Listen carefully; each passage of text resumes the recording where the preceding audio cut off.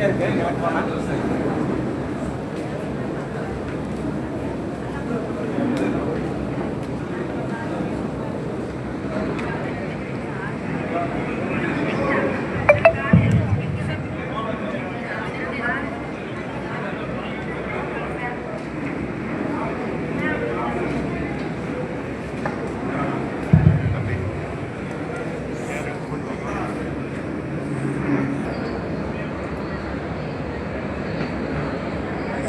திட்டத்தில் நடைபெறும் அங்கக வேளாண்மை குறித்த விழிப்புணர்வு மற்றும் மாவட்ட அளவிலான கருத்தரங்கம் பயிற்சிக்கு தலைமையேற்று நடத்த வருகின்ற அதற்குரிய மாவட்ட ஆட்சித்தலைவர் அவர்களை வருக என வரவேற்கிறோம். இந்த நல்ல நிகழ்வில் கலந்து கொண்டு விழா பேருரை ஆற்றி கருத்து கண்காட்சியை துவக்கி வைத்து சிறப்புற ஆற்ற வருகின்ற தமிழ் வளர்ச்சி மாண்புமிகு தமிழ் வளர்ச்சித்துறை மற்றும் செய்தித்துறை அமைச்சர் அவர்களை வருக என வரவேற்க தமிழக அரசின் மனிதவள மேம்பாட்டுத்துறை அமைச்சர் அம்மா அவர்களை வேளாண் துறை சார்ந்த வருக என வரவேற்கிறோம். இந்த நிகழ்வில் கலந்து கொண்டு சித்தரிக்க வருகின்ற மதிப்புக்கும் அன்புக்குரிய சட்டமன்ற உறுப்பினர்கள், நாடாளுமன்ற உறுப்பினர்கள், உள்ளாட்சி பிரதிநிதிகள் மற்றும் ஆடியோ தாராபுரம் மற்றும் சகோதரத்துறை உயர் அலுவலர்கள் வருக என வரவேற்கிறோம். இந்த நிகழ்ச்சியானது இது ஆக்சுவலாக இயற்கை வேளாண்மையை ஊக்கப்படுத்தும் ஒரு விழிப்புணர்வு ஏற்படுத்தும் விவசாயிகளுக்கு அந்த வேளாண்மை சாகுபடி செய்யும் விவசாயிகளுக்கு ஒரு விழிப்புணர்வு ஏற்படுத்தும் நோக்கத்தோடு தமிழகம் முழுவதும் நடைபெற்று வருகிறது. மாவட்டத்துக்கு 1 என்ற விதம் தமிழக அரசு 37 மாவட்டங்களுக்கு ஒதுக்கீடு செய்யப்பட்டது. ஸோ இதன் மூலம் இன்றைய நிலையில் நமது இந்தியாவின் அகில இந்திய அளவில் உலக அளவில் உணவு உற்பத்தி தண்ணீர்கள் அடைந்தது உண்மைதான். இருந்த போதிலும் இப்போது பெரிய ஒரு மக்கள் தொகைக்கு ஏற்ப உணவு வழங்க இடத்து இருந்தாலும் அதே போல நோய் தொற்றும் அதிகமாக வருவதாக ஆராய்ச்சி முறையில் தெரிவிக்கப்பட்டது. காரணம் நஞ்சில்லா உணவை நாம் எடுக்காத காரணத்தினால். ஸோ இந்த நஞ்சில்லா உணவை பொதுமக்களுக்கு வழங்கும் நோக்கத்தோடும் எதிர்கால சந்ததிகளுக்கு வழங்கும் நோக்கத்தோடும் இந்த விழிப்புணர்வு பயிற்சியாக நடத்தப்பட்டு வருகிறது. ஸோ இதை எவ்வாறு செயல்படுத்த முடியும் என்ற அடிப்படையில் பார்த்து போனால் நாம் விவசாயத்தில் பயன்படுத்தப்படும் உரங்கள், ரசாயன உரங்கள் மற்றும் பூச்சிக்கொல்லிகள், ஸோ இதனுடைய பயன்பாட்டுக்கு போக அதனுடைய எஞ்சிய ரெசிடி சொல்லக்கூடிய அந்த கழிவுகள் மண்ணில் இருந்து கொண்டு மண் வளத்தை கெடுப்பதோடு ஸோ அந்த மாதிரி மண் வளத்திலிருந்து அந்த நிலத்திலிருந்து உற்பத்தியாகும் பொருட்கள் வரும் அந்த தானியங்கள் நஞ்சோடு இருப்பதாக ஆராய்ச்சி கண்டுபிடிப்பு தெரிய வருகிறது.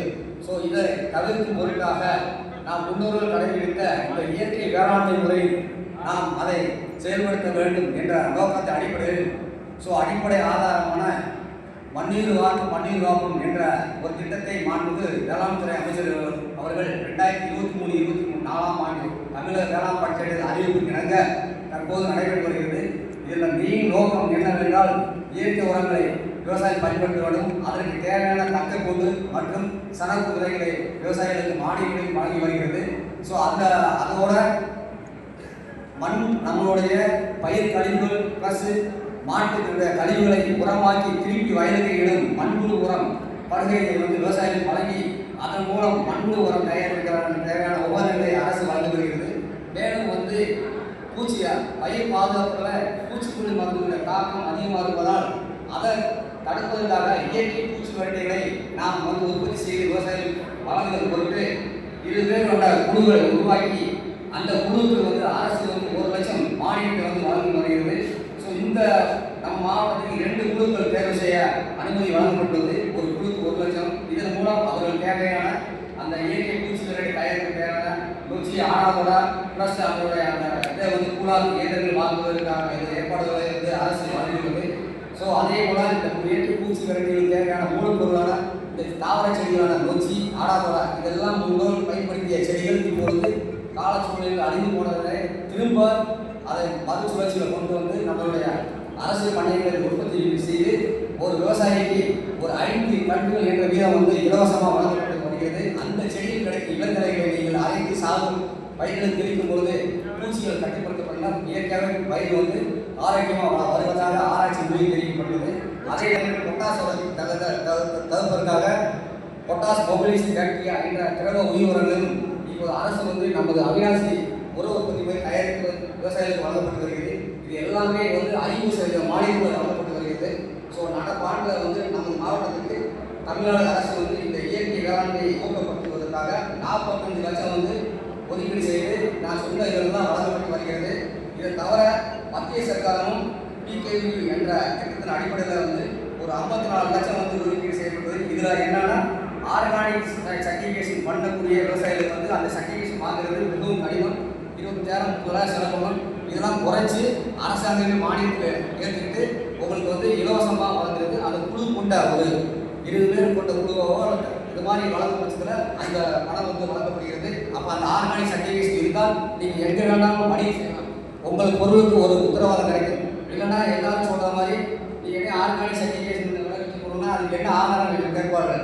ஸோ அதை போக்குவதற்காக தான் ஆர்கானிக் சர்டிஃபிகேஷன் நம்மளுடைய சீடு சர்டிஃபிகேஷன் மற்றும் ஆர்கானிக் சர்டிஃபிகேஷன் ஒரு துறை வந்து இயங்கி வருகிறது. அது பதிவு செய்து நம்ம வந்து இந்த சர்டிஃபிகேட் வழங்க முடியுது. நமது மாவட்டத்தில் 1966 ஹெக்டர் வந்து இதுவரை பதிவாகின்ற தகவலையும் நாம் தெரிவித்துக் கொள்கிறோம். ஸோ இந்த மொத்தம் வந்து நம்ம மாவட்டத்துக்காக ஒரு 1,750,00,000 ரூபாய் வந்து மத்திய மாநில சர்க்கார் திட்டங்கள் வந்து வழங்கப்பட்டு வருகிறது இந்த இயற்கை வேளாண் ஊக்கப்படுத்த. ஸோ ஒரு உதாரணத்துக்கு சொல்கிறேன். கடந்த தமிழ்நாடு வேளாண் பல்கலைக்கழகம் ஜூன் மாதம் வெளியிட்டுள்ள ஒரு அறிக்கையில் பூச்சி மருந்துடைய 113 காய்கறிகள் பழங்கள் நாம் அன்றாட பயன்படுத்தக்கூடிய பொருட்களை மார்க்கெட்டில் எடுத்து கோயம்புத்தூர் திருப்பூர் மாவட்ட மார்க்கெட்டில் எடுத்து ஆய்வு செய்ததில் இது அடிப்படையில் பார்க்கும்போது பார்த்தீங்கன்னா ஒரு 46% அந்த பொருட்களை வந்து அந்த FSSAI food safety authority of India சொல்கிறது அந்த அளவை விட மிஞ்சியுள்ளதாக ரிப்போர்ட் வந்துள்ளது.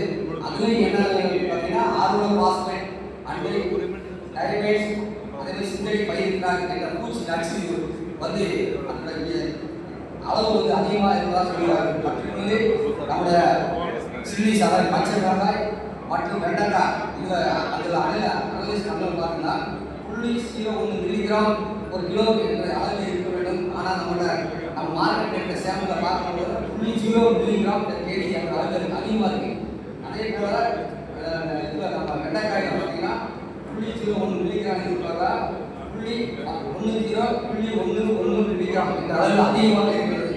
ஸோ இதெல்லாம் ஏன் சொல்ல வரோம்னா பின்னாடி இந்த ரெசிபிலாம் வந்து மனித உணவுகள் சொல்லி பல விதமான நோய்கள் உருவாக்கிறது. பர்டிகுலர்லி வெறி கேன்சர் என்ற நோய்க்கு அடிப்படையாக இந்த ஆர்கோனோபாஸ்பேட் என்ற நச்சு வந்து இருப்பதாக தெரிய வருகிறது. ஸோ இதெல்லாம் தவிர்த்து நம்முடைய வருங்கால சந்ததிக்கு வந்து ஒரு இயற்கை சார்ந்த உணவு நஞ்சிலா உணவை வழங்கு என்ற நோக்கத்தோட மாண்புமிகு தமிழக முதல்வர் அவர்கள் பெயரில் முதலமைச்சர் மண்ணீர் காத்து மண்ணீர் காப்போம் என்ற திட்டத்தில் இந்த லட்சத்தில் நான் சொன்ன இந்த மானியங்கள் வழங்கப்பட்டு வருகிறது. இது பொதுமக்கள் அனைவரும் நான் தவறாக பயன்படுத்தணும். கண்டிப்பாக அந்த விவசாயிகள் வந்து நீங்கள் எந்த பயிர் சாப்பிட்றீங்கனாலும் சரி, அது தோட்டக்கால் பயிராக இருந்தாலும் சரி, இல்லை ரெகுலர் அதாவது நம்ம நீர்ப்பாசன பயிராக இருந்தாலும் சரி, அதுக்கான அந்த